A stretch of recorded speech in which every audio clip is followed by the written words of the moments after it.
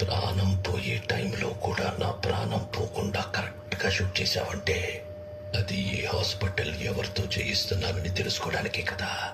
ఆ? ఒక జీవిని మరో జీవి చంపడం తప్పు కాదు, అదే నేచర్.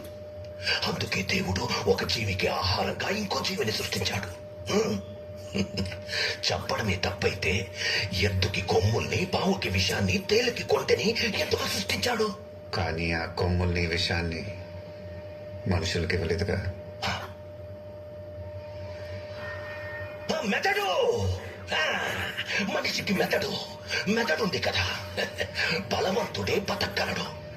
బలహీనులందరూ కలిసి వాళ్ళని వాళ్ళు కాపాడుకోవడానికి చేసుకున్నదే చట్టం. జింకని చంపితే శిక్ష, మేకని చంపితే శిక్ష లేదు. ఏ జింకలు తక్కువగా ఉన్నాయి, మేకలు ఎక్కువగా ఉన్నాయి. ఎక్కువగా ఉండడం మేకలు తప్ప. ఈ భూమి మీద మేకల కంటే ఎక్కువగా మనుషులున్నారు. వాళ్ళని చంపితే తప్పేంటి?